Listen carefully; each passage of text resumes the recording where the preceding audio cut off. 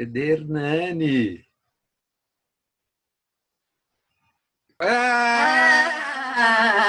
Nanani! Hernani, ativa o som aí, ativa o som e ativa. Okay. Aí. Agora chegamos. Gente, Barbudo! você tá me imitando, senhor Roberto Franco? A pessoa não tem mais o que fazer na vida, resolve me imitar, tem condição? A coisa está tão difícil para nós que eu já estou pensando no Natal, um biquinho no Natal. Para todo mundo me pergunta se vou fazer um bico no Natal. Eu falo, mas que Natal, meu Deus? Não sabemos que Natal vai ser esse, mas é um bico. Você está muito bonito. Pode ser um bico virtual, assim, no Natal também. Um bico virtual.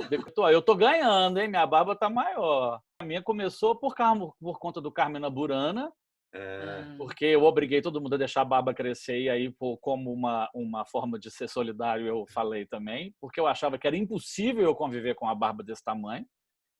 E depois o Circo Místico veio, e aí eu pintei todo de laranja, aí ficou uma imagem muito bonitona, assim, minha, com essa barba. Não estava tão grande assim, não. Eu continuo recebendo meu salário da universidade, né?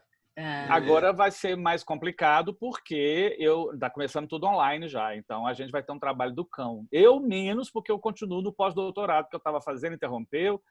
Existe uma grande possibilidade de eu voltar a fazer o pós-doutorado agora. Então eu vou ficar. Mas aula você vai dar também? Vai dar aula virtual? A turma vai dar aula virtual. Eu estou dando aula virtual já tem um bom tempo, mas como projeto do pós-doutorado, entendeu? Tá. Estou dando aula e estou fazendo umas coisas muito bacanas. Eu montei um trabalho lá com os clowns, a gente fez um negócio. Vou começar a trabalhar com o Teatro da Pedra. Eu estou trabalhando com o pessoal do Palácio das Artes, que vai se formar agora. Já mandei arranjo, já mandei música, já mandei coisa. Eles estão aprendendo, se virando. E assim, a gente está funcionando. A propósito, eu quero fazer uma provocação para vocês, na verdade, uma proposta, não é uma provocação, não. Eu estou tentando fazer esteira, porque o geriatra que está vindo cuidar da minha mãe, ele falou uma coisa que me tocou muito. Ele falou, olha, sua mãe está vivendo um problema porque ela está com 99 anos, mas o motor funciona, mas o corpo não aceita. Então, ela não foi preparada para chegar aos 99 anos. Então, se vocês quiserem viver mais do que 80, que é o que o povo está vivendo hoje, sem sofrer, dá um jeito de fazer alguma coisa, porque o nosso corpo não tem condição de aguentar. Se o coração não parar, o resto vai ficando fodido. Aí eu comecei a fazer esteira, eu comecei a ouvir coisas, né? Ouvindo. Aí ontem, curiosamente, eu botei, sem querer, um disco do Caetano Veloso, porque eu nem tinha mais esse disco, mas eu achei errado, apertei no botão errado.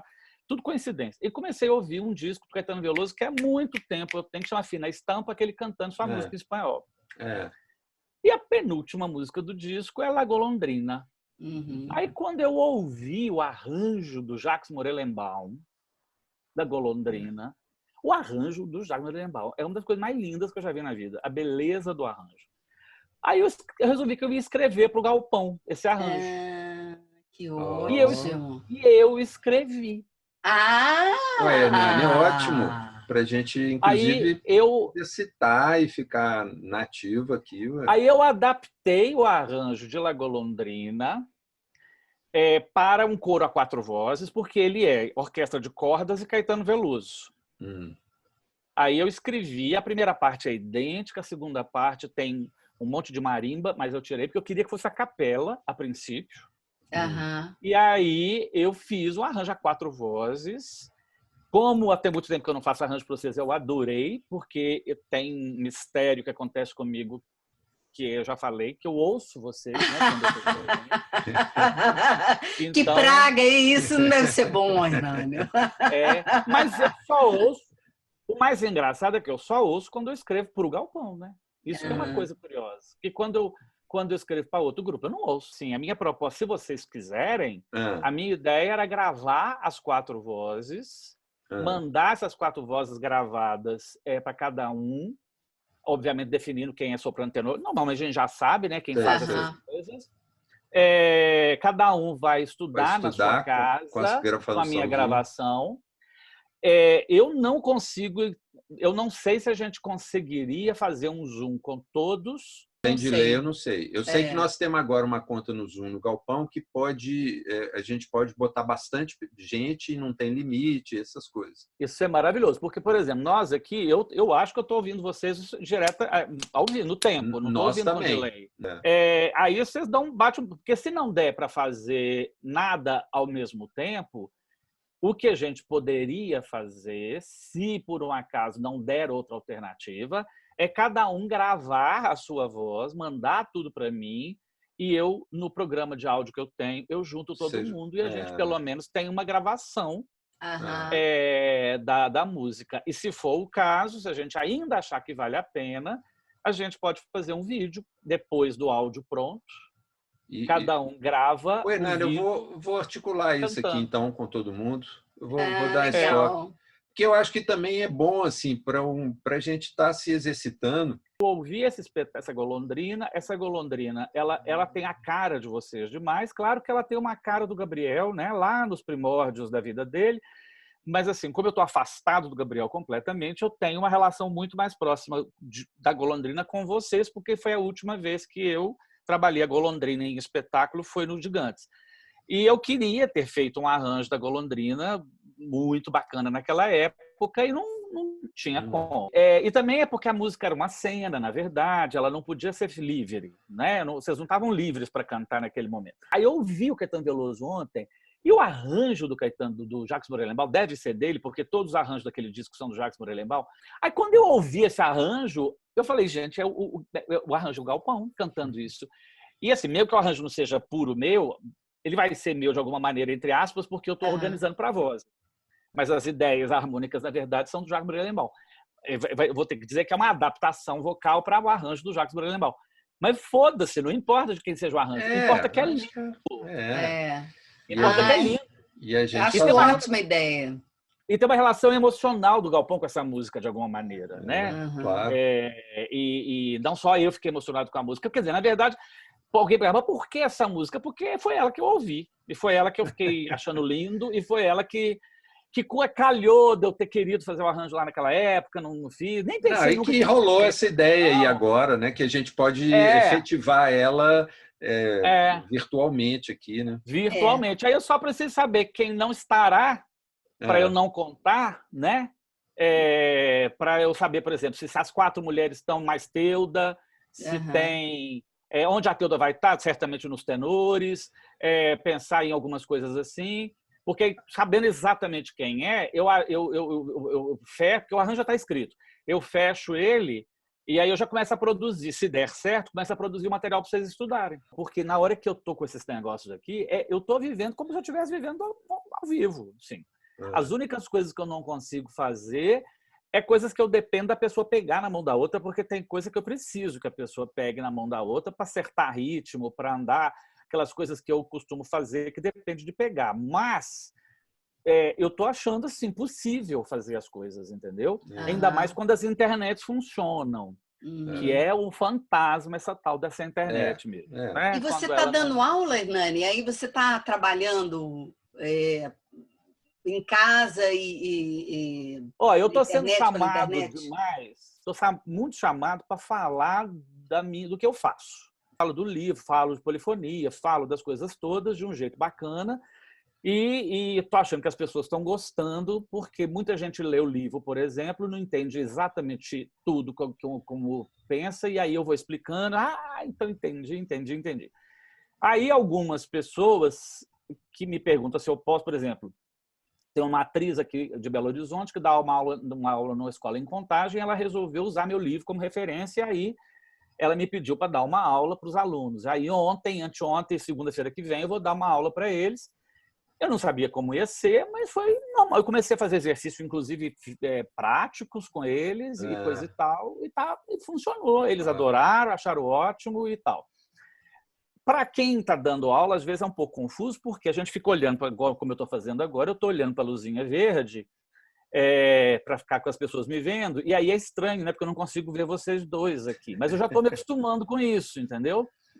para eu favorecer a pessoa que está vendo lá do outro lado e não a mim mesmo, né? Então essa coisa, por exemplo, é complicada porque às vezes eu preciso olhar no olho de vocês para saber o que vocês estão pensando que eu estou dizendo, entendeu? E aí é difícil porque fica um jogo difícil. Mas eu comecei a me acostumar, sabe? Com esse. Não, eu acho que é uma prática também, né? A gente está lá no galpão também, a gente está tendo que se virar, fazendo aquelas leituras.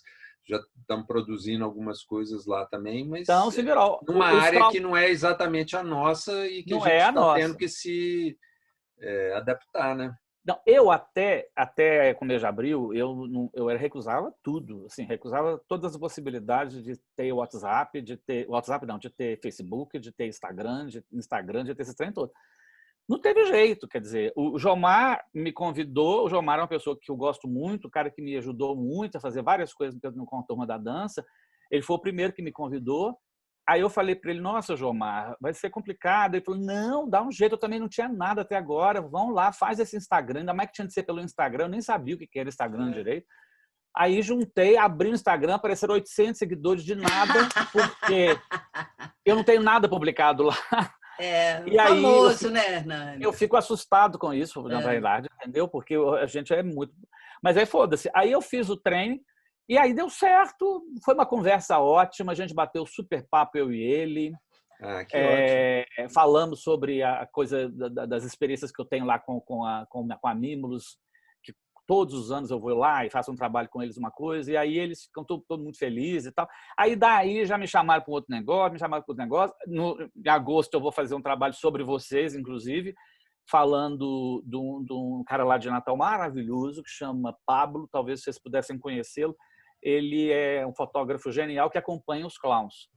E além disso, ele é um cara inteligentíssimo, um filósofo genial. E ele me falou exatamente isso, que ele estava perdido, sem saber o que fazer, mas antes da pandemia, ele já teve um susto, que ele teve um infarto e quase morreu, muito jovem, ele tem 30 e poucos anos.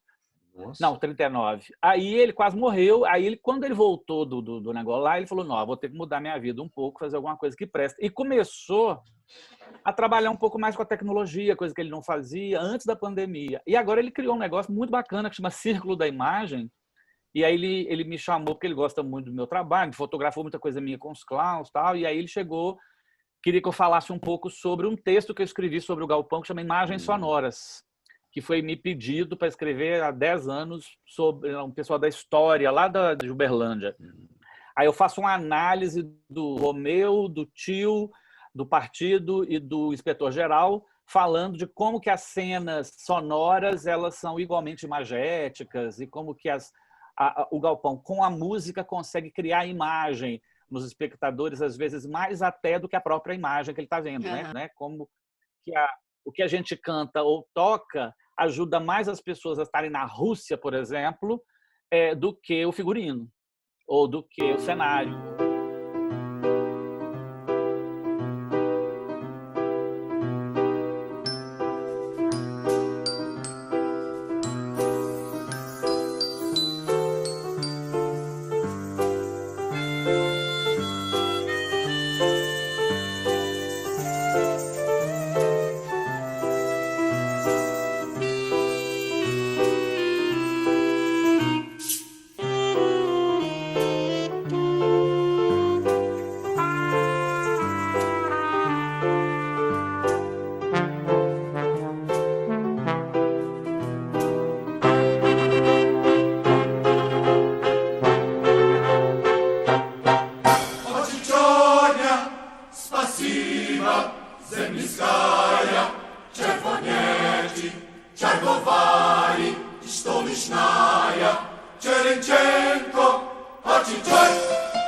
Uma coisa que eu acho que existe uma curiosidade é como é que você se aproximou desse universo assim, do teatro.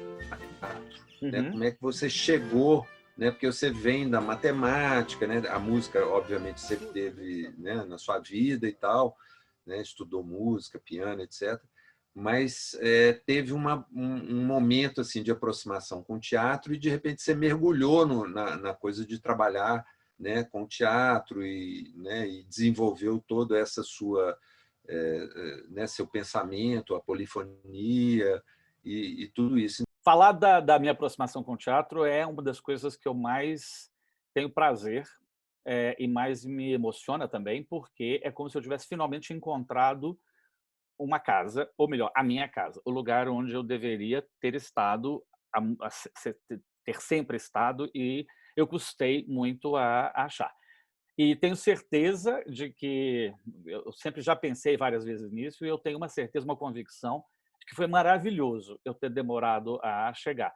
Porque se eu tivesse chegado de cara no teatro, talvez eu não tivesse passado por outros tantos lugares que eu passei antes de trabalhar com teatro, e que são fundamentais para o que eu faço no teatro, né? Então, talvez eu seria uma outra pessoa, ou não teria feito no teatro o que eu tenho feito até então. A minha primeira aproximação com o teatro foi num musical, que eu entrei como músico, na verdade. Em 1989, o Nestor Santana, que então era um grande amigo nosso, foi superintendente do Palácio das Artes, ou seja, uma pessoa que tem uma influência muito grande dentro da história cultural de Belo Horizonte e tal. Ele resolveu montar um espetáculo homenageando uma parceria do Toninho Horta com o Fernando Brant, e pediu aos dois que escrevessem um musical tendo como ponto de partida o Jipe Manuel Aldaz. Okay?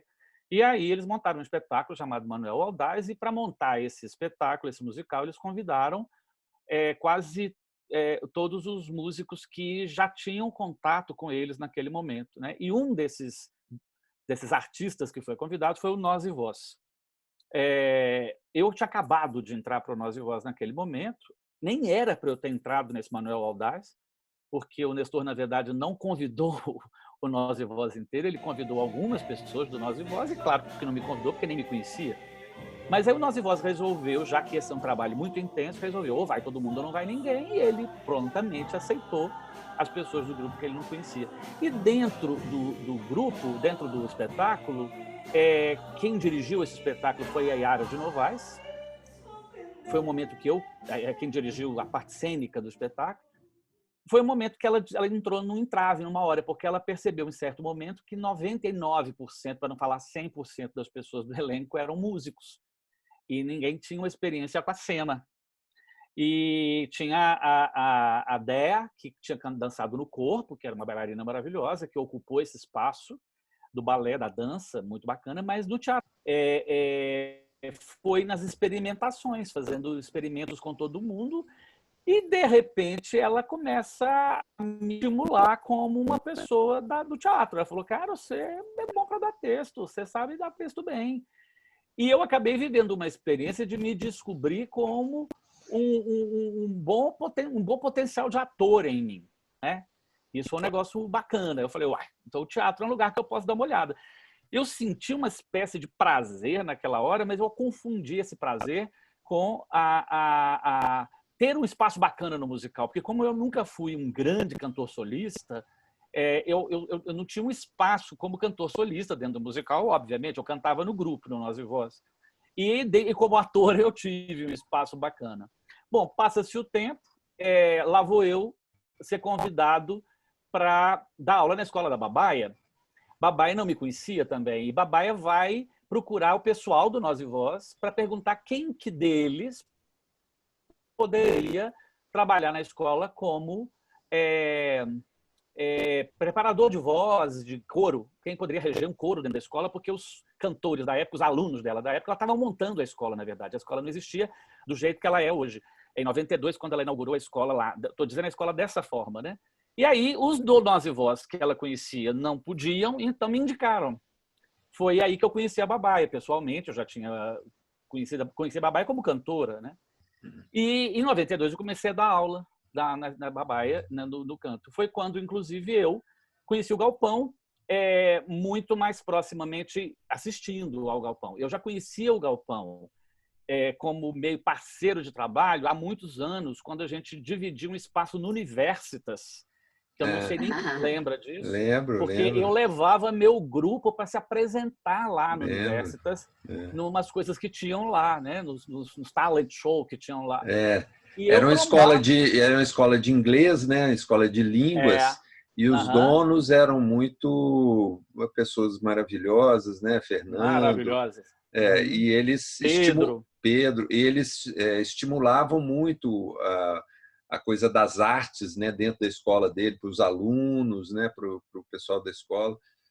Exatamente. Era muito legal o universo. Eu estudava lá e ia com o meu grupo para lá. E eu já encontrei com o Galpão muitas vezes lá fazendo alguma coisa, né? Bom, aí quando a Babaia começa a trabalhar com a Babaia, eu me lembro da primeira coisa que eu vi na minha vida, porque eu estava na estreia do Romeu e Julieta, e aí eu levei um soco, né? Assim, como todo mundo, né? Acho que é unânime essa história do Romeu. E eu falei, gente, essa coisa do teatro é mais bacana do que eu imaginava que fosse, né? Mas ficava naquele jeito. E aí acontece o momento que, para mim, foi um grande divisor de água, que foi quando ela me chama para trabalhar com vocês. Teoricamente, seria exclusivamente o Adeste Fidelis, lá na sala dela, da escola, que era na São Domingos, né? Do Prata. E foi um dia muito, muito importante. Eu vou passar rápido por isso, porque senão não paro de falar desse dia, porque ele é muito importante para mim. Só vou pontuar algumas coisas. Eu lembro de eu chegar, encontrar o grupo muito, muito, muito tocado, né, pela situação que vocês estavam vivendo, e que eu não compartilhava com a grandeza emocional aquilo que foi a salvação, porque eu não conhecia vocês pessoalmente ainda. E eu me lembro de xingar o Gabriel, que eu não sabia quem era também. Então o Gabriel passou uma hora lá, não sei o quê, ou entrou dentro da sala. É uma coisa que eu não esqueço, e eu mandei ele calar a boca, porque eu imaginava que isso fosse acontecer. E eu me lembro também de não conseguir um trabalho inicialmente com vocês, não dava certo a coisa lá. Foi quando me deu uma louca e eu comecei a fazer uma série de atividades que eu já fazia, não sei porquê, com outros grupos, mas não sei de onde eu tirei naquele momento de fazer essa atividade com vocês. E um dado que eu me lembro, que era eu me lembro de fazer não só o guli-guli, mas o rock apresentação, que era uma coisa que todo mundo tinha de cantar uma frase de rock, e cada um fazia uma dinâmica meio louca, um solo meio estapafúrdio. Me veio na memória uma coisa naquele momento, que no ano anterior, isso foi em 94, no ano anterior, em 93, eu tinha ido para o Festival de Inverno, dar aula no Festival de Inverno, e eu cheguei lá, tinha um grupo tão louco na minha mão, tinha um senhor de 98 anos e tinha uma menina de 9 anos, eu não sabia o que fazer com aquela heterogeneidade toda, e eu comecei a fazer esses exercícios com eles, porque eu achava que era a única coisa que dava certo ali naquele momento. E deu certo, tanto que no final a gente apresentou um repertório muito bonito. Aí eu me veio na cabeça e falei, gente, não dava certo a Adeste Fidelis naquele momento inicial, e eu comecei a fazer essas coisas. No final, não só deu certo a Adeste Fidelis, como o Gabriel me chamou lá no fundo da escola e falou, olha, o grupo está precisando de uma pessoa diferente aqui e você me parece bacana, vamos fazer, vai lá. Porque, teoricamente, eu fui para dar aula naquele dia. A ideia era o arranjo e dar aula e a gente cantar o Adeste Fidelis a mais vozes, né? Assim, exatamente. A ideia era essa, né? Exatamente, porque até então o Babai trabalhava com vocês só música duas vozes, né? As famosas terças, e o Gabriel queria uma coisa mais próxima da versão original, e acabou que vocês cantaram a versão, o arranjo verdadeiro, a 4 vozes, o arranjo verdadeiro não, o arranjo mais conhecido. Talvez naquela época não passava pela cabeça de ninguém a possibilidade de vocês já cantarem a 4 vozes, né? A gente nunca tinha passado por essa experiência, né? Foi a primeira vez. Talvez seja essa uma característica minha que eu tenho orgulho dela, que é de não ter a menor... eu não tenho eu não tenho muito nem a coragem, nem medo. Às vezes eu não tenho a noção que não dá, entendeu? Então, eu acho que sempre vai dar. Mas você tem, além do talento de tudo, você tem uma facilidade, né, Hernani, para poder colocar as pessoas para cantar, que é um negócio impressionante, é um negócio que a gente não vê isso com e logo facilidade. Na primeira vez, talvez essa coragem mesmo, assim, de achar que né, assim, e eu lembro que a gente já cantou, né? E nesse primeiro dia a gente já arriscou, né? Lá. Já foi. Já deu certo. Já deu certo. Isso que foi bacana. E aí eu acho que vocês foram na verdade, fundamentais, ou não poderia ter sido, teria sido diferente se não fosse assim, e eu tenho que sempre reforçar isso, pela oportunidade que eu tive, né, de trabalhar com um grupo como vocês. Eu acho que ali, naquele momento, várias coisas concorreram a favor e eu, modéstia à parte, eu aceito essa minha facilidade de trabalhar com o coletivo. Eu já tinha visto, já tinha acontecido isso em outros momentos antes. Eu acho que várias das coisas porque eu tenho certeza que vai dar certo. Eu não sei de onde eu tiro essa certeza, mas eu tenho certeza que vai dar certo. Eu tenho um desejo, assim, descomunal que dê certo. Eu aprendi, inclusive, muitos anos depois com Francesca, que o que move a gente é o desejo. Ela nem fala isso com essas palavras, eu que entendo o que ela diz desse jeito. E depois eu fui experimentar isso, que eu posso até comentar no final, não vou gastar tempo agora porque senão eu me perco na resposta, mas com o Carmina Burana, que eu fui montar com o pessoal da universidade há 3 anos, na verdade há quase 4 anos, não, há 4 anos, e que a gente juntou um grupo improvável de cantar o Carmina Burana, que são pessoas da comunidade, muitas dessas pessoas sem nenhuma experiência com canto, algumas pessoas, inclusive, com muita dificuldade para afinação, mas eu acho que eu acendi tanto nas pessoas o desejo de cantar, que no final todo mundo cantava, lindo o negócio.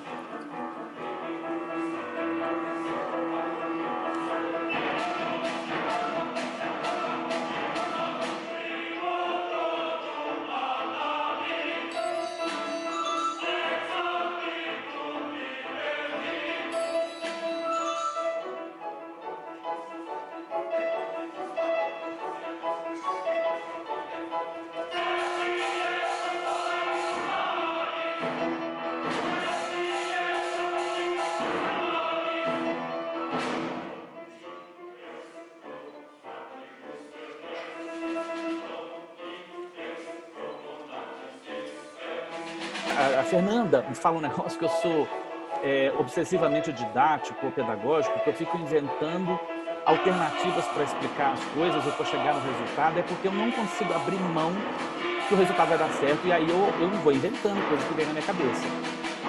E eu me lembro de ter tido, aí foi coragem mesmo, de fazer com vocês coisas que depois, se eu tivesse consciência, eu não faria de novo.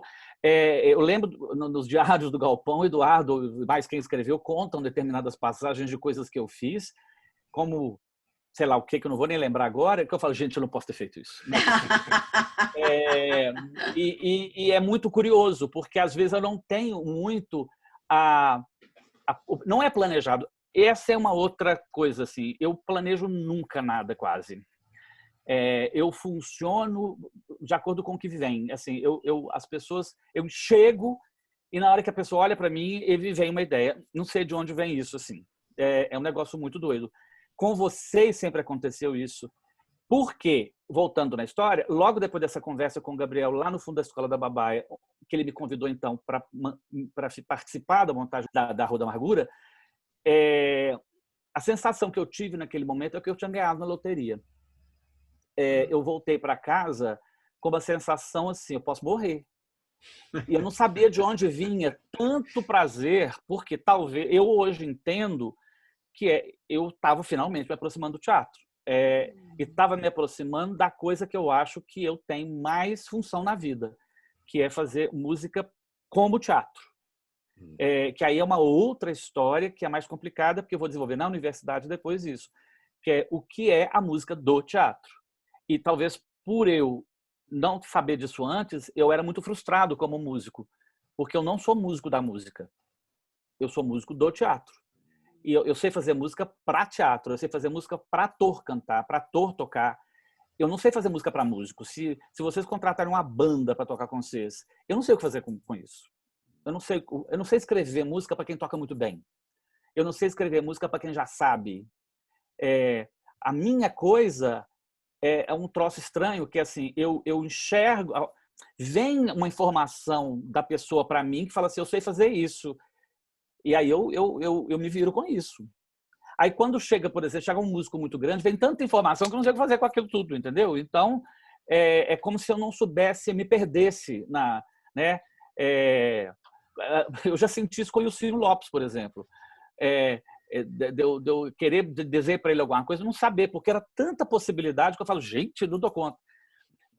Então, assim, eu acho que é bacana. É a paixão pelo teatro, não é, Nani? Eu acho que é o interesse para a coisa específica do teatro, né? Até porque você está certa, Simone, porque eu acreditava num teatro que às vezes eu não via acontecer, que é o teatro que tem a ver com a natureza do que eu acredito que seja o teatro, que é o que eu chamo de polifônico, né? Que é essa simultaneidade de pontos de vista expressivos.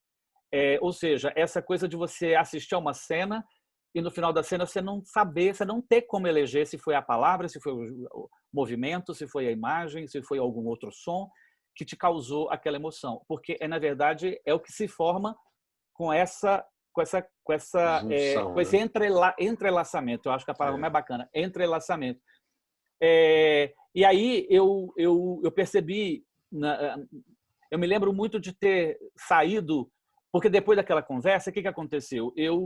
Tendo ganhado na loteria, eu tinha de desfrutar o prêmio, né, que eu ganhei. Então eu passei a morar no galpão para assistir aos ensaios da Rua da Amargura. Eu me lembro que a primeira vez aconteceu um caso que vale a pena contar. Eu entrei para assistir e eu tinha de dar aula depois. Eu dava aula na escola da Babaia, inclusive. Naquele momento eu tinha parado de dar aula de matemática e eu estava sem fazer nada, curiosamente, além de trabalhar com música, porque foi uma característica daquele ano, daquele momento. Eu tinha abandonado a matemática, tinha passado num concurso para fiscal da prefeitura, mas que não tinham chamado ainda. Então eu estava dando aula na escola da Babaia. Aí, só fazia isso na vida. Aí a coisa que eu estou dizendo só porque é muito raro eu fazer só uma coisa. E aí eu me lembro que eu tinha de dar uma aula tipo 4 horas da tarde. E aí o ensaio, meu trabalho com vocês era de 1 às 2, uma coisa assim. E quando terminou, que a gente foi ensaiar o Panis Angélicos, que entrou para a brincadeira na história, né? Depois, quando terminou, eu falei, eu tenho 1 hora pelo menos para assistir alguma coisa. Então eu fiquei num cantinho assim, muito tímido. Eu fiquei num canto atrás de um lugar, já tinha o cenário, alguma coisa de cenário montado, os colchões, aquela coisa. Não, colchão tinha colchão nenhum, não. Tinha um colchão, mas não era o colchão que virou depois. Era um troço que estava no chão lá. Aí eu fiquei meio encostado num canto assim atrás de uma pilastra para não coisa. E comecei a ver o ensaio. Só que isso devia ser 2 horas, suponhamos, 2 horas da tarde. Eu tinha de sair pelo menos umas 3h30 para chegar na escola às 4. Só sei que aconteceu alguma coisa nesse dia aí que o Gabriel ficou muito nervoso. Mas ele deu um chilique tão grande lá e foi um momento tão grande que eu não tive coragem de sair de onde eu estava. Até a hora do intervalo, que foi lá para 6 horas da tarde. E só sei que eu fiquei... Ou seja, não teve aula nenhuma, não teve nada. Eu não tinha nem pensava um dia na possibilidade de ter um telefone celular, né? Naquele momento. Então, eu falei, gente, ninguém ficou sabendo onde eu estava. Talvez, eu nem comentei isso depois com a Babai, talvez o povo deve ter ficado louco lá na escola, achando que eu tinha sumido. Eu nem comentei isso depois com a Babai. Tal que a minha entrada para o teatro, ela é simultânea ao meu encontro com o Galpão para fazer música. E claro que naquele momento eu não tinha essa clareza. Isso foi vindo muito aos poucos. Mas o envolvimento meu com vocês naquele momento da Rua da Amargura, tanto para passar as músicas do espetáculo, quanto o desejo de inventar moda. Eu lembro que eu escrevi um arranjo do Sanctus, uma adaptação de um Sanctus, de uma missa do Chub, num negócio difícil. Nossa, lembrei. Santo, santo. Era tão bonito. Lembra que a gente cantou? Era lindo, e eu estava com a expectativa que esse negócio entrasse para o espetáculo também, porque naquele momento eu estava querendo que era preservar, na verdade, o meu contato com o teatro, né? Assim, e aí o que acontece? Tudo que eu acho que eu faço hoje, mesmo que eu não descobri com vocês antes, é fruto de alguma coisa que eu tenha descoberto com vocês. Ou seja, tudo que eu chamo de metodologia peculiar que eu crio, quando eu falo que eu registrei no livro, toda vez que apresenta uma microbiografia minha, vem assim, é um autor de metodologia peculiar, e no livro eu falo, e toda vez eu falo, quase tudo que eu faço eu descobri nos ensaios com vocês, porque durante muitos anos, de 94 até não sei quando, eu participei de tudo quase. Nós somos cobaia sua durante muitos anos. Que sorte a nossa, hein? Que sorte! E o mais curioso, assim, e sorte a minha de ter que cobaia, né? Que cobaias são essas, né? E assim, me dando um espaço descomunal de trabalho, eu tenho clareza disso hoje. Na época eu não sabia. Inclusive, na época eu imaginava que era pouco, né? Eu devia reclamar. Mas assim, se ficar 5 horas com vocês, eu me lembro de todas as oportunidades que a gente teve, que foram quase todos os espetáculos que a gente fez, foram espetáculos em que a demanda era uma demanda surpreendente para mim. Tinha um desejo de fazer alguma coisa que parecia que era impossível. E o mais bacana que eu acho é que quando eu sou desafiado, eu funciono muito bem. Me dá um prazer muito grande de encontrar a solução. E aí, assim, tudo que eu fazia paralelamente ao Galpão até então, porque até 2000 eu vivi de teatro, trabalhando com teatro praticamente, né? Depois que eu entrei para a universidade, as coisas mudam um pouco. Mas, quer dizer, eu continuo trabalhando com teatro, mas num outro lugar. E aí, lá que depois que entrei para a universidade, eu tive o privilégio depois de estudar isso tudo de novo, analisando por que isso foi feito. Aí eu falo, funciona mesmo. Dá certo. Pegando esse gancho aí, né, dessa coisa do desafio, na sequência ali da Rua da Amargura, a gente montou o Molière e ali você já o desafio ali, além de, né, dos arranjos e do canto, coral e tal, teve uma coisa de composição também, né? E né, teve o trabalho ali junto com o Fernando Musi, né, o Kaká também, né, fazendo letras e tal. E aí, como é que foi isso também, né? Foi um desafio diferente e também as outras experiências, né, com o Galpão. O que você destacaria assim, né? O Molière foi o momento em que eu descobri a possibilidade de criar estratégias que me pareciam absolutamente absurdas e que depois eu fui entender que exatamente por serem absurdas é que elas funcionam. Não sei se vocês vão se lembrar, mas foi no Molière que nasceu o Laura, vem cá, seu cabelo caiu. Porque na primeira parte, a ideia do Eduardo era praticamente óperas que a gente ia cantar. E aí a gente enfiou a cara em um monte de ópera, né? E às vezes as coisas não funcionavam do jeito que tinha de ser. E aí o Molière me deu uma sacada, que foi assim: não adianta eu trazer o negócio como é, porque eles não vão fazer como é. E nem tem que fazer como é. Eu tenho que trazer o negócio e deixar que eles já... Não sabia disso, tá? Foi depois que eu fui a saber disso. Naquela época eu não sabia. Eu tenho que deixar que eles mudem, transformem esse negócio em uma coisa que é possível para eles. Que é o que aconteceu com o partido também. Eu aprendi uma coisa que é: eu não posso fazer e entregar pronto, não funciona. No teatro não funciona. Eu tenho que ter uma ideia inicial, eu tenho que chutar, mas eu não posso deixar que vocês aprendam exatamente aquilo que eu proponho. Porque se eu forçar a barra, vocês vão aprender o que eu propus. Só que nem sempre o que eu proponho inicialmente é o que presta, porque existem... Uma coisa... Eu vi isso no Outros, né? No nosso último trabalho, né? Já percebi isso. Você chegava com as partituras, mas já assim, eu quero ver isso primeiro, antes, não fixa isso, né?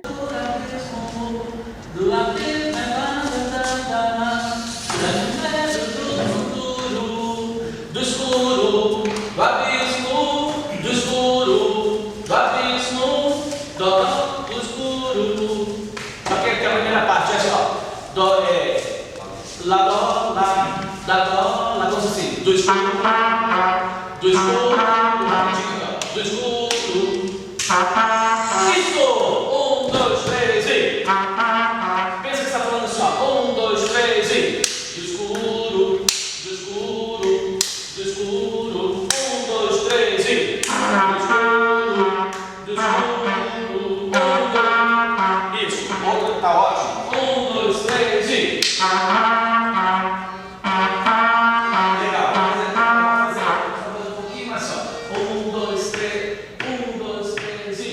Mas assim, vocês vão cantando aquilo que eu proponho e o jeito de vocês fazerem mal o que eu estou propondo me dita como é que vai ficar melhor. Eu não sei porquê, não sei como funciona e não sei explicar o que que é.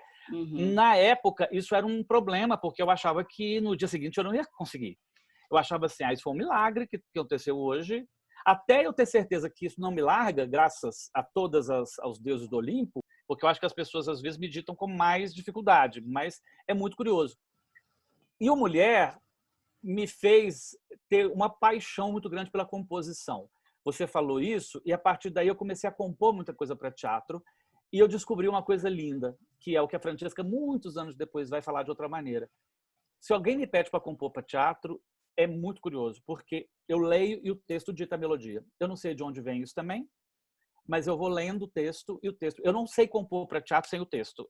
Se alguém chegar para mim e falar assim, faz uma música instrumental, eu acho que eu vou ficar muito tempo para fazer. Mas se alguém me der um texto, ou pelo menos uma ideia, não sei nem ser do texto exato que a pessoa vai cantar, mas se alguém, como partido foi isso, se você me der uma ideia do que é, a música vem na minha cabeça. Eu não sei de onde vem isso também, não. Tem uma melodia do ritmo, alguma coisa que vai me dando uma notícia e eu falo assim, gente, tem que ser.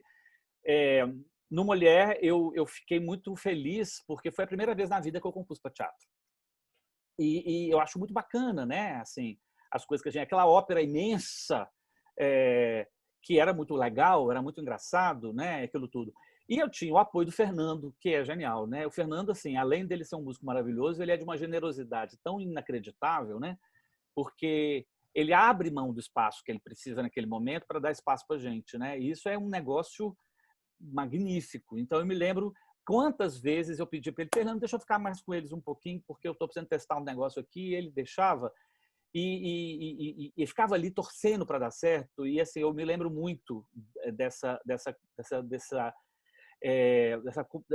participação do Fernando, né? E Babaia, obviamente, né? Porque Babaia, ela praticamente ela é minha madrinha, né? Dessas coisas todas no teatro. E você falou do Kaká, que depois no partido outra vez aconteceu. Eu descobri com o prazer de você compor quando o texto é bacana, entendeu? O Kaká tem um brilhantismo que ele escreve teatro. Tem gente que escreve literatura e obriga a gente depois a inventar teatro nela. E tem gente que escreve teatro. O Kaká, quando ele escreve para teatro, ele escreve teatro. E aí é mais fácil você compor para teatro quando o texto já é teatro. Né? Parece que o texto já grita assim, como é que ele quer ser cantado, se é para ser cantado. O partido é um divisor de águas. E o partido é o momento... É uma maravilha, né? É um trabalho assim. E nós temos essa trilha até hoje, demais, Hernani. Nós temos que pôr isso aí na roda. Tem que pôr, tem que dar um jeito de conversar isso, de conseguir publicar. O partido ele foi o aprendizado maior da minha vida, talvez, porque foi o desafio maior que eu já tive. Porque ao lado, junto com a beleza da música já pronta, ela tinha duas coisas complicadíssimas.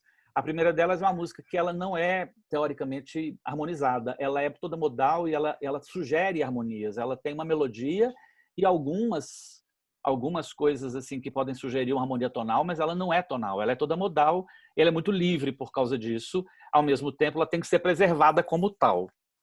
E não é difícil para um grupo cantar em cena alguma coisa que não tenha um ponto de referência um pouco maior, porque senão vocês se perderiam muito. Pela quantidade de movimentação e tal. Então eu tinha de dar um jeito de preservando o que a música era, eu tinha de dar um jeito de transformar aquilo numa coisa que tivesse um ponto de referência mais específico. E a segunda coisa é o fato de ser tudo a capela. E eu falei, é uma responsabilidade imensa, não é? Assegurar toda a trilha com arranjos da capela, vindo de um repertório sacro que a gente nem podia mexer muito. Quer dizer, eu não sabia, quando eu falo sacro, eu estou usando a palavra errada, um repertório sagrado, entre aspas, por ser de um determinado tipo de filosofia que até então era bem fechada, né? Não porque eram músicas sacras no sentido religioso. Apesar de que também tem uma religiosidade envolvida ali, mas de outro lugar, né? Naquele momento eu estava em licença em vencimento da prefeitura, porque eu não aguentava ser fiscal da prefeitura. Então, eu tinha Eu lembro do seu dilema, né? Eu tinha de fazer alguma coisa na minha vida. E aí, pela segunda vez na vida, né, eu fiquei por conta do espetáculo, né? Então eu comia aqueles CDs que o Kaká me deu todo dia, até porque ele me permitiu escolher as músicas dentre todas as músicas que havia. E eu tinha de entender quais daquelas músicas dariam certo. E aí foi neste momento que se concretizou a coisa de eu fazer e vocês me devolverem o que dá certo. Eu entendi que não vai dar certo essa cena se a gente não fizer, junto com essas músicas, uma série de exercícios que façam com que eles cantem essa música em estado cênico. Aí eu inventei esse trem de estado cênico, porque nem gosto muito dessa expressão, mas é porque eu falava, não adianta cantar como se não tivesse em cena, porque não vai dar certo. Tem que cantar como se tivesse em cena. E como a gente não tinha cena pronta ainda para aquilo, nem sempre, eu tinha de inventar uma cena. E aí, como é que eu invento uma cena? Não é cena que eu vou inventar, eu tenho que inventar uma estrutura de ações que coloquem eles em estado, próximos ao estado que eles estarão, né? Então, assim, aquela quantidade de coisa que a gente fazia, de correr, pular, de catar folhinha, depois que eu fui remontar com vocês, que a gente já tinha feito na remontagem do Romeu, naquela confusão que é um monte de coisa para criar, que eu me lembro que foi uma coisa muito bacana, que é como manter a estrutura do som independentemente do estado de euforia e do estado corporal.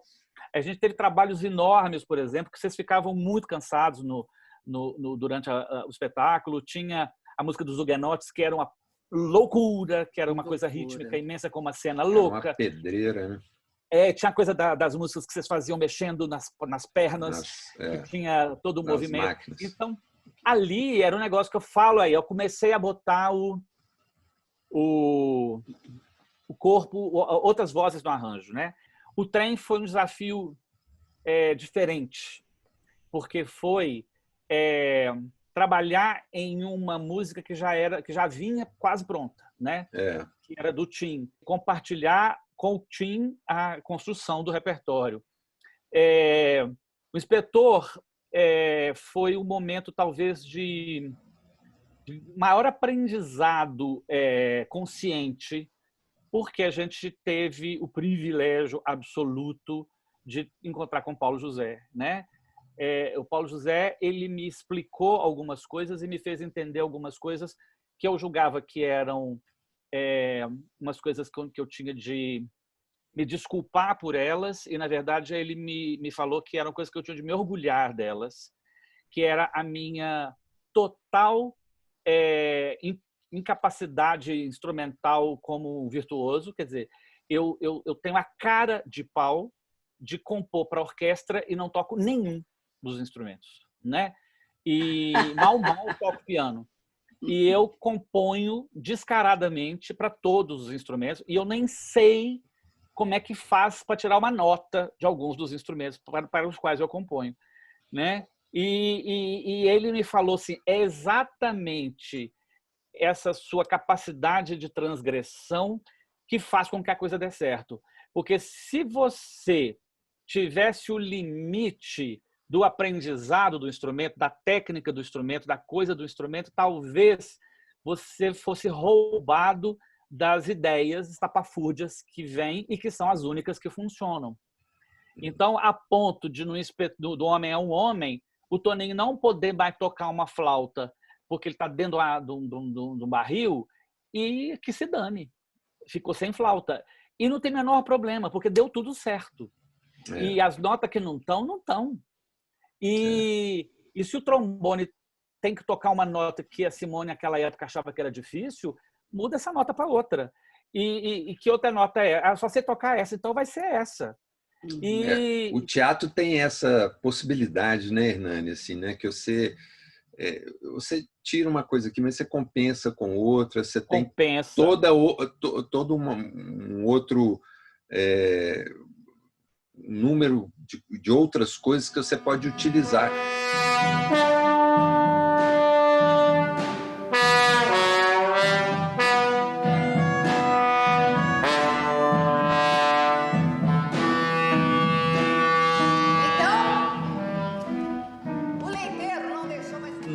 diretor-geral foi a primeira vez que eu fui ajudar, porque o Fernando fez a maior parte do trabalho, mas ele foi a primeira vez que eu me intrometi um pouco na coisa dos instrumentos, que vai acontecer de uma maneira muito grande no Tio e no Homem é o Homem, que eu fiquei sozinho com vocês.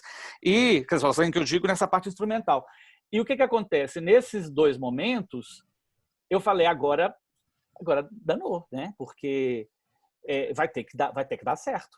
E aí começou a vir aquelas loucuras todas de eu entender que o ritmo que dita tudo e que vocês aprendiam tudo por frases rítmicas e que na medida que vocês iam aprendendo eu ia mudando, sem esquecer, não podemos esquecer que teve antes aquela experiência magnífica do Ipaliati, que foi um troço. Nós chegamos a tocar praticamente o repertório inteiro do Ipaliati, né?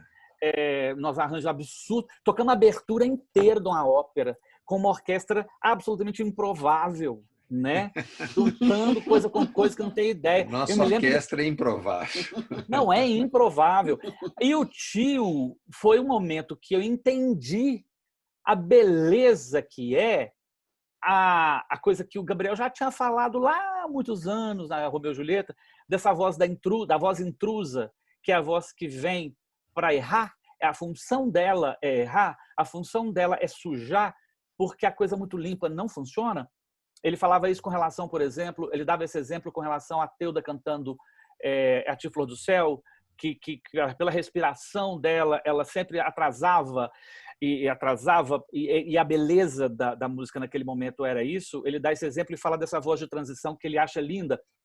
O exemplo que ele dá eu gosto muito, que é da beata desafinada, aquela que o padre detesta, que todo mundo detesta, e que eles não deixam ela ir aos ensaios, mas no dia da coisa ela tá, entendeu? No dia da procissão ela tá. Não adianta. Ela tá e ela vai cantar mais alto que todo mundo, e ela vai furar tudo, e ela vai prolongar, e ela vai ser a razão daquela procissão acontecer, né? Bom, e aí eu comecei a perceber do que eu chamo hoje da sujeira que vem pro bem, que você ouve e fala assim, tem alguma coisa esquisita aí, mas é bom. É muito bom o que eu tô ouvindo. Que é uma coisa meio de humanidade. E aí, quando o Tio, eu falei, gente, é isso. Já que o repertório era todo lá, né? Vamos usar isso como verdade. Então, vamos apostar que se eles errarem, vai ser bom. Se o acorde do detrô, se sujar uma nota com a outra, isso, nossa, isso... não sei se vocês vão se lembrar, nesse momento foi a coisa da mexerica, não sei se vocês lembram? Que a gente fez muito... mexerica, salada de fruta, que tinha uma música que era do Bregovic também, que não tinha nada a ver com o espetáculo, que depois a gente foi até fazer com o pessoal do Armazém, lembra? Mexerica, pois mexerica eu tenho que chupar, se não tiver eu vou comprar banana. Aquele negócio louco. Essa coisa que me vinha à cabeça de inventar um texto em português que quase sempre tinha fruta ou palavrão, né? A grande coisa que vinha à cabeça. Engraçado, né? Fruta com palavrão. Eu adoro, eu sou o defensor do palavrão, né? Eu sou um rabeliano. Que combina, né? Na música, assim, combina. Combina demais, porque os palavrões são muito rítmicos, eles são muito poderosos. E aí eu lembro, por exemplo, da gente fazer cala a boca, dá louca, cala a boca, dá louca, cala a boca. E isso veio da Teuda gritando lá, de um negócio que ela estava gritando, não sei com quem, atrapalhando a gente de ensaiar. E aí o Toninho grita, cala a boca dessa louca! Aí veio, cala a boca da louca. Era o ritmo exato do que a gente estava precisando para fazer. Era a letra exata. Não, era várias sacadas suas são assim, né, Hernani? Eu lembro de uma também do chá, do bolinho. Tem bolinho. Gente, tem bolinho, é demais. Não, deixa eu lembrar a melodia. Tinha de ter sido registrado esse negócio. É uma pena, porque muitas se perdem. Funciona demais na hora, porque é como se viesse alguém na minha cabeça e falasse assim, muda para bolinho que vai dar certo, entendeu? E aí, na verdade, muitas vezes vocês mudam por conta própria. Tem esse lance de mudar. Falar, os gigantes da montanha, eu já experimentei menos, assim. É como se eu já soubesse que vai dar certo. Mas eu comecei a ouvir vocês cantando as coisas que eu escrevo para vocês. e eu ouço vocês errando. Aí eu falo assim, então isso não vai dar certo, entendeu? Quando eu escrevo, por exemplo, para o tenor uma frase, eu falo assim, não, isso a Teuda está além da voz dela, tem que diminuir isso aqui, tá grave para a Teuda, porque eu ouço a Teuda não dando conta. Eu ouço, por exemplo, o Toninho, Beto e Arildo fazendo assim, e não conseguindo fazer. Aí eu falo assim, não adianta o Paulo fazer, porque o Paulo tem um gravão. Eu acho que é uma memória, porque foram anos e anos e anos e anos e anos e anos de trabalho. É uma coisa que vai sedimentando, né? Um conhecimento, e tem o dado de que eu descobri essas coisas com vocês, né? Então, é muito raro eu começar alguma coisa sem falar que toda a minha trajetória ela foi montada com a participação de vocês, mas, mesmo quando eu não falo, é muito difícil eu, na minha aula, por exemplo, eu fazer alguma coisa que não vem à memória. Por exemplo, umas coisas que eu uso, acho que eu tenho aqui. Essas figuras geométricas que vocês conhecem muito, né? Isso aqui, quem me deu isso aqui de presente foi o Toninho. Eu lembro. Lembrei. O Toninho estava tocando a mínima pela semínima e eu cheguei para ele e falei, Toninho, você está tocando a mínima pela semínima? Ele falou, mas eu não concordo. Eu não aceito que essa bola preta dure a metade da branca. Não aceito isso. Porque a branca é furada, ela tem que valer menos. Aí, quando ele falou isso, eu falei, gente, é claro, né? A gente está lutando contra a obviedade, né? Assim, a música, ela nos dá de presente essa notação que vai realmente ajudar muito no nível lá para frente, mas no concreto do início, ela é terrível, porque as figuras, elas só atrapalham. E aí fica uma coisa absurda. Aí eu falei, gente, é claro, é muito difícil para uma pessoa admitir que uma figura vale tempo. Como é que uma bolota inclinada, ou elipse com um pau, vale duração de tempo? Ela não parece velocímetro, ela não parece relógio, ela não parece nada que meça tempo, nada que tenha agulha, nada que meça alguma coisa. Como é que ela vai medir tempo? E aí eu falei, tem que inventar um negócio para resolver isso, né? E aí foi maravilhoso. E o mais engraçado, acontece uma coisa muito engraçada com vocês, que várias coisas que eu descubro com vocês, eu experimento mais com os outros do que com vocês, às vezes. Porque a gente não tem tanto tempo, ou a partir de um certo momento das vidas de todos, a gente não tinha mais aqueles encontros diários por horas e horas. Então, tem coisas que eu descubro com vocês que eu experimento mais depois. Eu falo assim, gente, isso aqui eu experimento com o Galpão. Eu descobri com o Galpão. Acho que eles nem sabem disso. Não estou falando deste caso especificamente, né?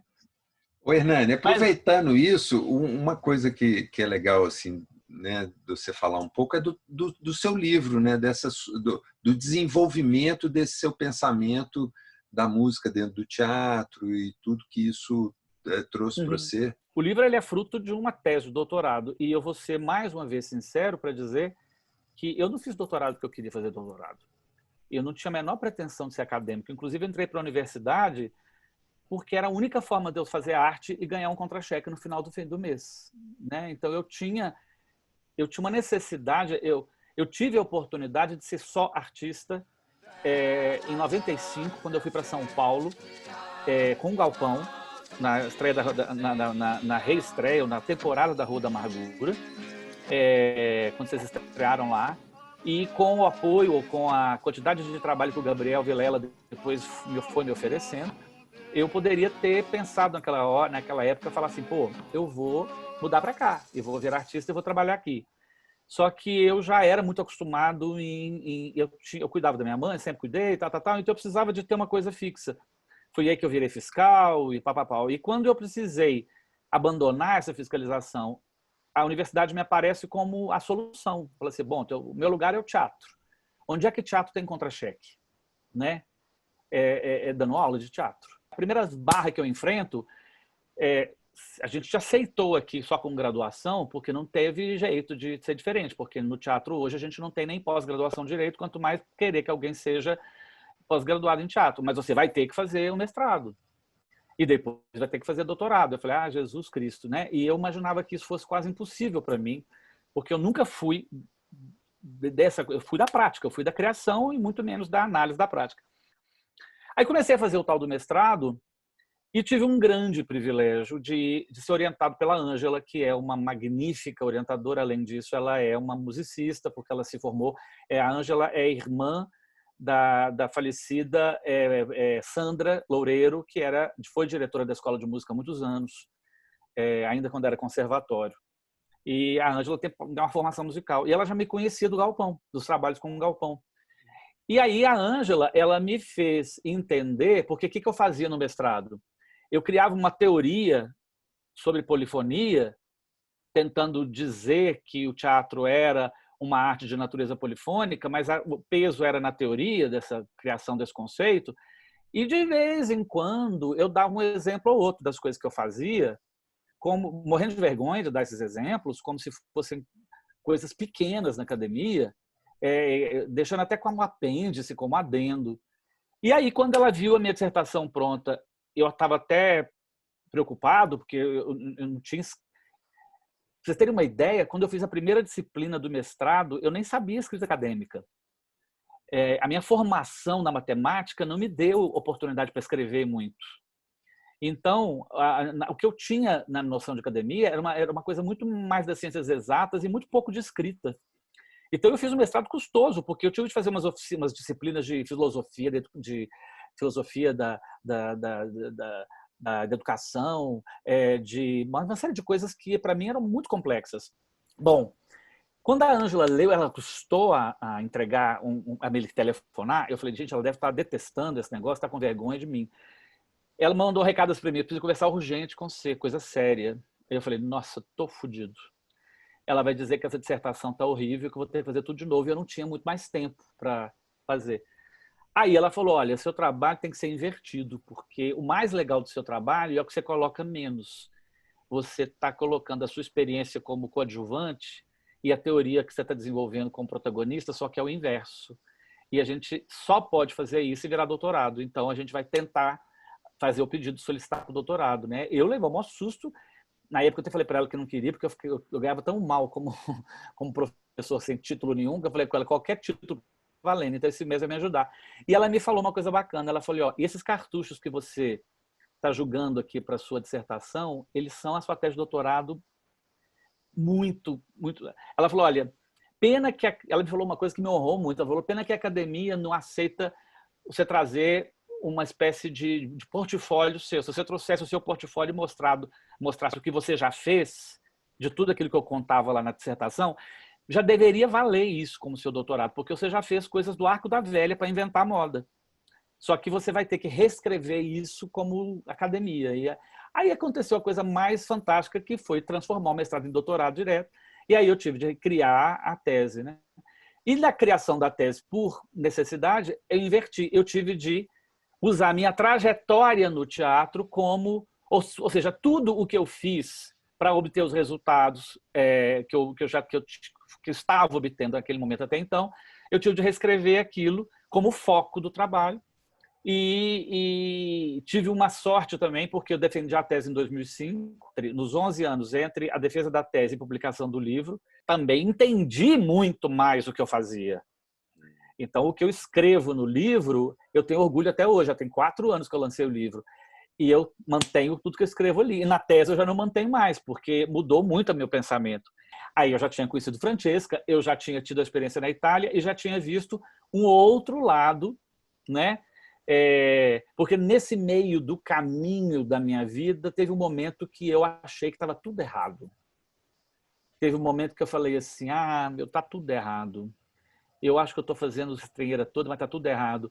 E aí, quando eu fui para a Itália, eu estava falando, está tudo errado. E a Francesca, ela encontrou isso tudo que eu estava falando, que estava errado, e ficou tão encantada com tudo. E ela me apresentou tudo que eu fazia de um outro jeito, que eu falei, era isso que estava faltando. Alguém reconhecer outras faces desse trabalho e me mostrar, porque eu não estava enxergando essas outras faces, eu estava muito bitolado em olhar o trabalho por um foco só, por um foco único. Para eu entender o que ela estava entendendo, eu quase transformei o meu discurso no discurso dela, para eu depois falar assim, não, eu posso aproveitar isso tudo que ela está me dizendo, mas voltar a ser eu mesmo, né? E isso aconteceu antes de eu escrever o livro. Então, quando eu escrevo o livro, eu já escrevo o livro depois de ter passado por esses dois lados, de eu ter me entregado assim à Francesca, falar assim, me conta quem que eu sou, porque eu não sei mais, e depois ter recuperado a rédea disso, falar assim, não, agora eu já sei quem que eu sou, agora eu posso contar eu mesmo, mas me apropriando desse olhar dela, ressignificado pela minha forma de fazer. E o mais bacana é ter visto acontecer com ela também a mesma coisa, quer dizer, ela reconhecer no trabalho dela outros lados que ela talvez não conseguisse ver, porque faltava alguém apontar. Então a gente teve uma troca descomunal. Legal. É quase assim, uma certeza que eu tenho hoje, assim, que a gente hoje é um complemento muito grande um do outro. Assim. A gente encontra todo dia, praticamente, mesmo que seja em uma frase, né? Assim, mesmo que não seja nem falando nada, mas a Francesca viveu, nós estamos vivendo duas experiências diversas. A Francesca viveu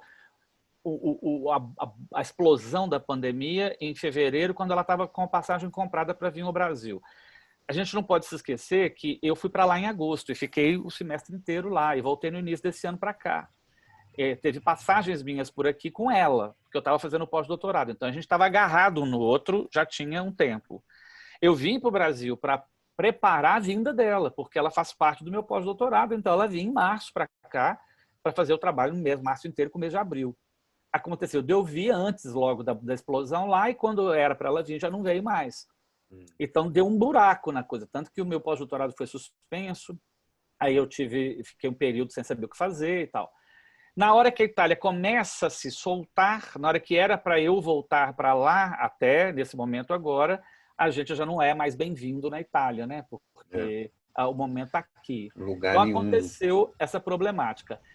O que acontece? A gente vamos agora começar um projeto juntos.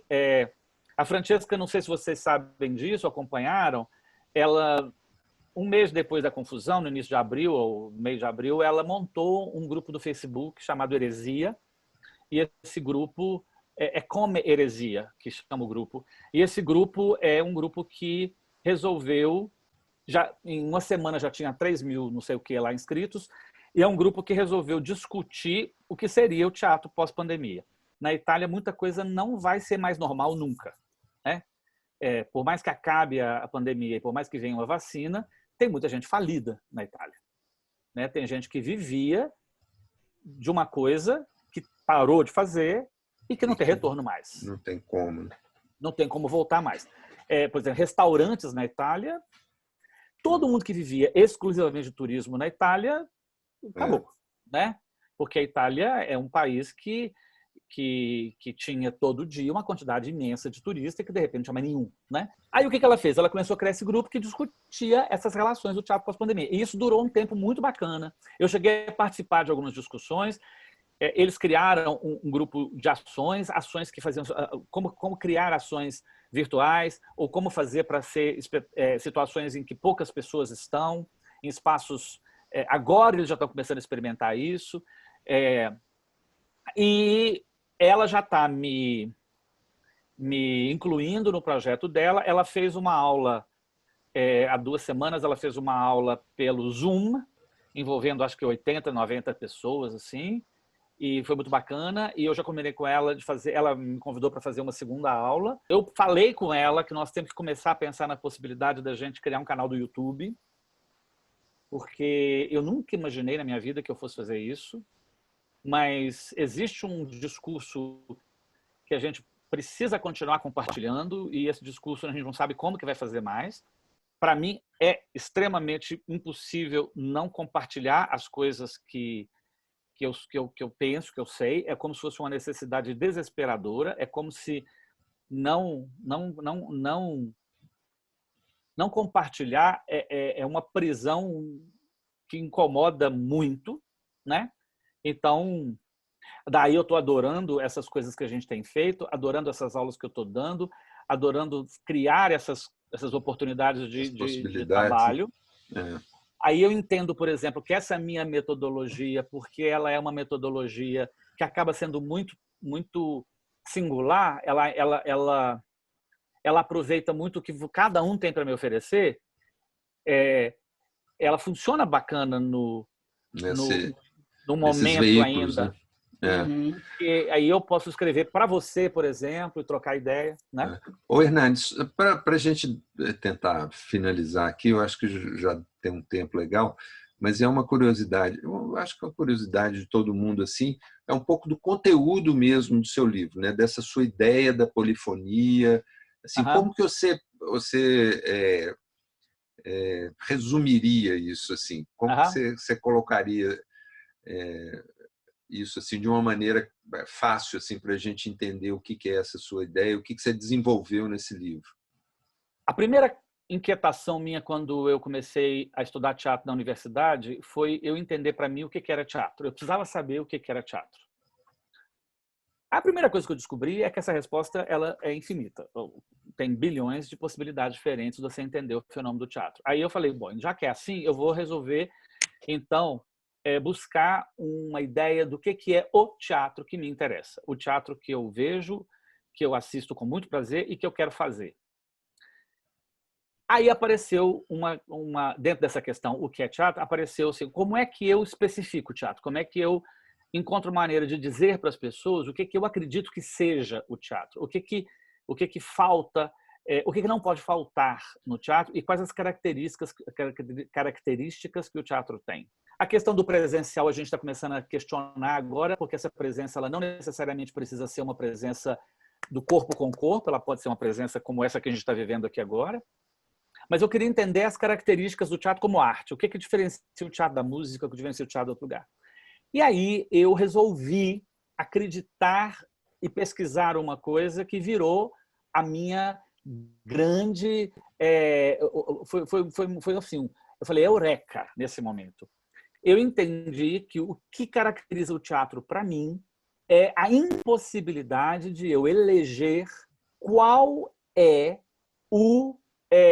o ponto de vista expressivo, qual é a forma expressiva que me emociona quando eu assisto a uma cena que é plena de vários elementos expressivos, que são sons, imagens, movimentos e, muitas vezes, palavra. É importante entender que, quando eu falo palavra, eu não estou nem dizendo palavra, uma palavra sendo dita, literalmente, mas a palavra como o que está sustentando a ideia ali por trás. A palavra como a ideia que está ali. É que essa palavra, às vezes, ela não é dita, mas ela é dita. Só porque ela é dita de outra maneira, né? Então, eu criei esses 4 para mim. Movimento, som, imagem e palavra. E falei, essas 4 coisas, elas necessariamente, desmembradas em várias coisas, elas aparecem simultaneamente e é isso que me afeta. E eu não consigo dizer, quando eu fico emocionado quando vejo uma cena, que é a palavra que a pessoa falou, ou que foi o gesto que ela fez, ou que foi a luz que acendeu, porque não é uma dessas coisas isoladas, mas é exatamente a coisa que aparece como resultado desse entrelaçamento. Vou dar um exemplo. Por exemplo, se isso aqui é uma coisa, isso aqui é outra coisa, e eu perguntar para vocês o que tem aqui, as pessoas podem dizer, tem 2 coisas. Não, no mínimo 3. No mínimo. Porque continua tendo essa coisa verde, continua tendo essa coisa azul, mas não tem como negar que existe uma terceira coisa, que é essas 2 juntas. As 2 juntas. E essas 2 juntas não é nem isso, nem isso. O ponto de vista que isso cria é um, o ponto de vista que isso cria é outro, e o ponto de vista que isso cria é o terceiro ponto de vista. Se eu misturo vira uma pasta, né? Eu não consigo identificar mais o que formou a pasta, então eu posso dizer que 1 mais 1 deu 1. Mas 2 não vai ser.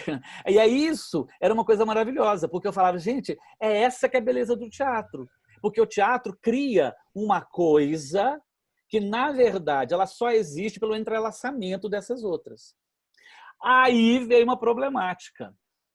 Quer dizer, então, que eu estou falando que o teatro é quando as artes se juntam e viram? Não, eu não estou dizendo que teatro é junção de arte. Então, se a música acabar, se a dança acabar, se as artes acabar, o teatro acaba. Não, porque o teatro não são as artes que se misturam, Mas são pontos de vista expressivos que se misturam e que não devem nenhum tipo de escravidão às outras artes. E aí que eu entendi, é por isso que eu, como músico, na música não dava certo, porque o som que eu quero produzir não são os sons que servem aos músicos, mas são os sons que são próprios do teatro. Aí eu falei, então, olha só, o teatro, então, ele cria um sentido, ele produz no espectador um sentido por intermédio de imagens. Ótimo, que não tem nada, não devem nada às artes plásticas. O teatro tem um discurso, tem um sentido que ele provoca, tem um ponto de vista que é sonoro. Tem um outro ponto de vista que ele provoca que tem a ver com os movimentos que as pessoas fazem em cena. Tem um outro ponto de vista que ele provoca que é pela ideia que está sendo passada, por intermédio da palavra. Aí eu fico imaginando, quem afetou o espectador? Foi o discurso do som? Não foi sozinho, nem foi o outro. Ou seja, eram 4 coisas que acontecem ao mesmo tempo, porém essas 4 coisas criam uma quinta coisa que não é nenhuma das outras 4 inicialmente. E é essa quinta coisa que é o teatro. Um espetáculo completamente sem som, ele é pleno de som na imaginação do espectador.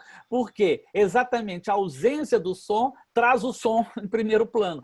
O tempo todo eu fico pensando, não tem som nesse espetáculo. É porque eu sei o que é som. E eu fico inventando som, né? Eu sonorizo o espetáculo. A ausência concreta do som não tira o som da imaginação do espectador. Só dá para o espectador a liberdade de colocar o som que ele quiser. Polifonia é exatamente a simultaneidade de elementos que criam um elemento novo. Partindo da polifonia musical, que era isso, eram melodias que isoladamente elas são absolutamente potentes, cada uma tem a sua força, mas que quando elas são juntas, elas criam uma outra coisa que não é nenhuma delas, mas que tem um poder maravilhoso. E estudando muito sobre polifonia, eu fui descobrir que o Bakhtin desenvolve esse conceito na literatura, falando uma coisa genial, o Bakhtin, que eu custei muito a entender plenamente, mas ele fala da literatura, ele fala como que existem romances ou autores polifônicos e outros não. E a princípio, quando a gente ouve isso, ele fala, o que é isso? Ele fala que o Dostoiévski, por exemplo, é um cara polifônico, porque o Dostoiévski dá liberdade aos seus personagens para falar, enquanto o Tolstói não é, porque o Tolstói não dá liberdade aos personagens para falar. Aí uma pessoa ouve, eu li e falo, gente, o Dostoiévski escreveu as vozes todas desses personagens dele, como é que ele está dando liberdade para o cara falar? Se é ele que escreveu, ele que inventou a palavra que o cara está dizendo, que liberdade esse personagem tem? Por mais que o Dostoiévski tenha uma ideia sobre alguma coisa, ele não usa os seus personagens para criar um texto dogmático, em que o personagem vai defender aquela ideia e no final do livro vai ter uma moral da história e você vai, como leitor, concordar com aquela coisa. O Dostoiévski ele dá liberdade aos seus personagens de dizer coisas que o próprio Dostoiévski não diria. E isso é magnífico. Bacana. Você vê a pluralidade de vozes à medida em que o personagem ele não reproduz o olhar lógico do autor. Eu crio uma alegoria que é assim, tem um planeta dos conceitos. Nesse planeta, os conceitos moram lá. Eles são livres, completamente livres. Cada campo do conhecimento pode fazer uma viagem lá, pegar o conceito pedir emprestado, mas ele não vai virar escravo de ninguém. O conceito que um determinado campo do conhecimento usa não vira escravo daquele campo do conhecimento. Aquele campo do conhecimento só vai dar uma cara para aquele conceito mais apropriada para o jeito dele. Vai maquiar o conceito ali do jeito que ele precisa. Mas o conceito, na sua origem, continua livre. Importante para mim é entender, mostrar para as pessoas que essa polifonia do que eu estava dizendo, ela não necessariamente ela respeita tudo da música, mas ela não é uma cópia da música, porque ela não envolve apenas sons. Ela envolve uma quantidade imensa de semioses. Quer dizer, eu estou falando de imagens, estou falando de movimentos, de palavras. O Bakhtin só trabalha com texto, com discurso verbal, com literatura. Não, a polifonia do teatro ela tem essa riqueza desses múltiplos olhares que se entrelaçam, virem de diversos campos diferentes do conhecimento. E a última coisa que eu gosto muito de dizer, quando eu falo de polifonia, é que às vezes as pessoas elas têm uma tendência a achar que a polifonia está no concreto do que eu vejo. Então, por exemplo, se eu vejo, vou dar um exemplo que eu gosto de dar sempre. Se eu vejo um notebook aberto e do lado dele uma folha de papel com lápis, as pessoas falam, tem polifonia porque está misturando computador com papel e lápis. Não é a presença desses três elementos em si que cria uma polifonia, mas é o sentido que eles criam que é polifônico. Ou seja, a polifonia não está no objeto, mas no sentido que ele cria. Então, se eu vejo um computador, o computador não é nada para mim, só é alguma coisa para mim a partir do momento que ele cria um sentido em mim. Mas na hora que eu ponho o computador, a folha e o papel, o lápis, eu posso inventar milhões de outros sentidos quando eu vejo isso. Por exemplo, o conflito entre o passado e o presente. Por exemplo, a simplicidade versus complexidade. Eu posso pensar em várias outras coisas que essa mistura provoca. Então, não é a concretude material dessas coisas que é polifônica, mas é o sentido que elas criam em mim que é polifônico. Ou seja, eu vejo... E aí que é bacana, porque o que eu vejo de polifonia pode ser completamente diferente do que o outro vir de polifonia, do que o outro ver de polifonia, porque cada um vai ver a mesma coisa. Notebook, papel e lápis.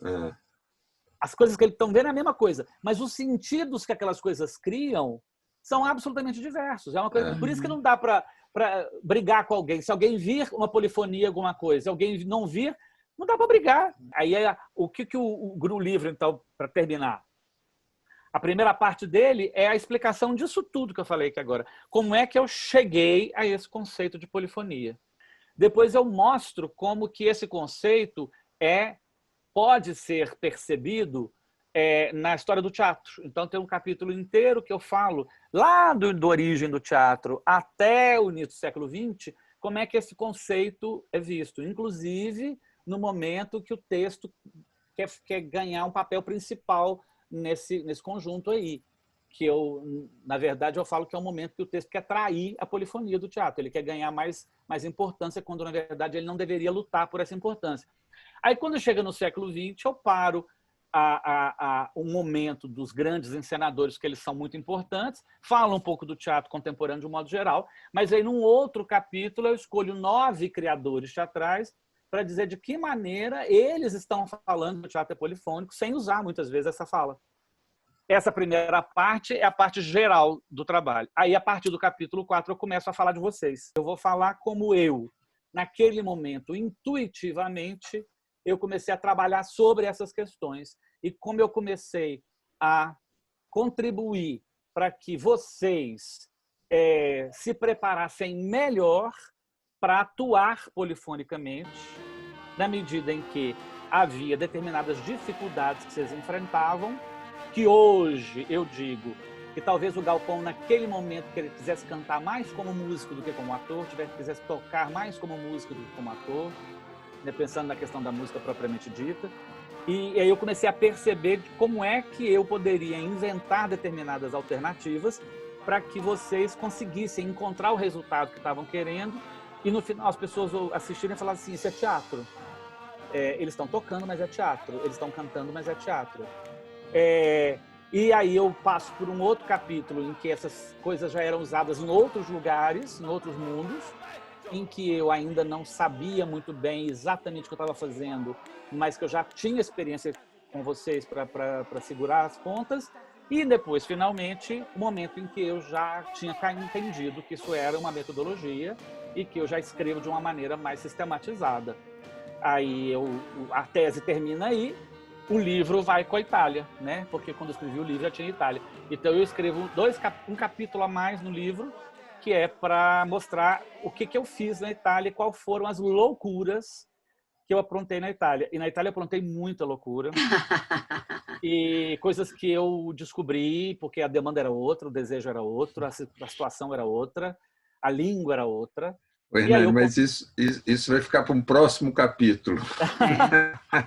Ô, Hernani, só para terminar antes um pouquinho, assim, né, a gente está, né, os artistas, né, os atores estão confinados, né?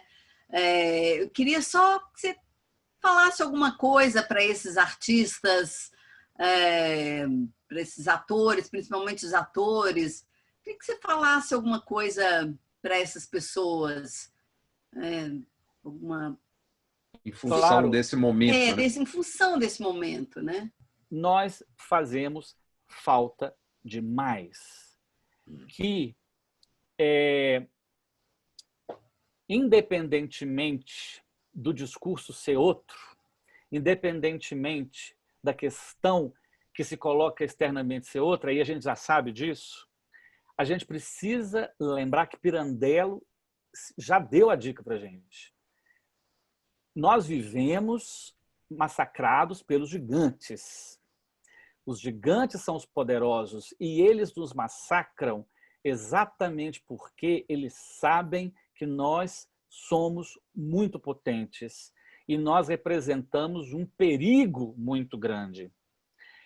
Olha que coisa louca que a gente faz com as pessoas. A gente obriga as pessoas a terem uma opinião própria, a quererem dar uma opinião pessoal. A gente estimula a sensibilidade, o organismo das pessoas a quererem serem singulares, a não quererem virar modelo, a não quererem reproduzir o discurso que os outros defendem como verdadeiro.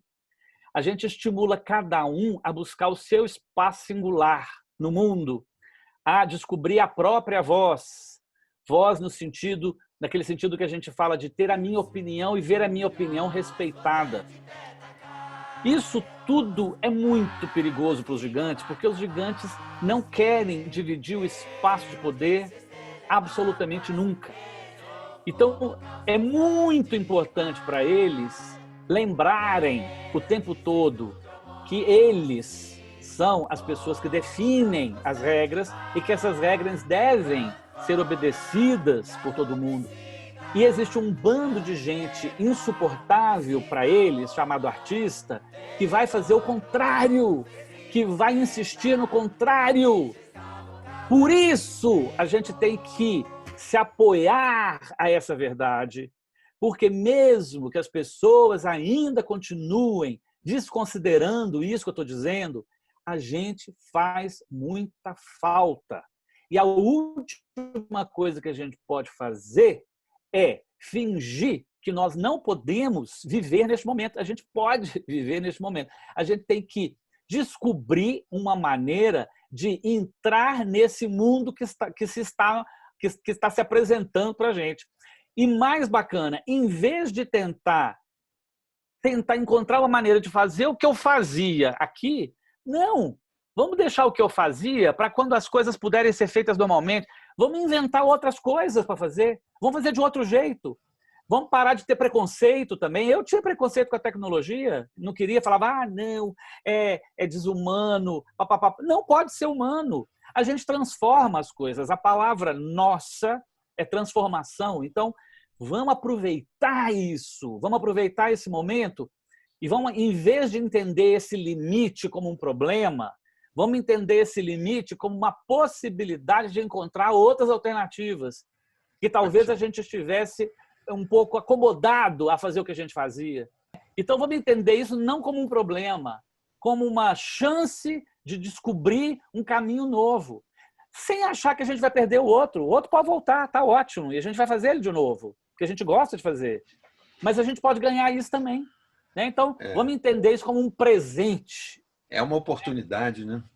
Uma oportunidade da gente entender que a gente é mais do que a gente imagina que a gente seja. Hernani, nossa, querido, foi uma conversa tão bacana, tão rica, e eu quero agradecer muito você ter topado participar.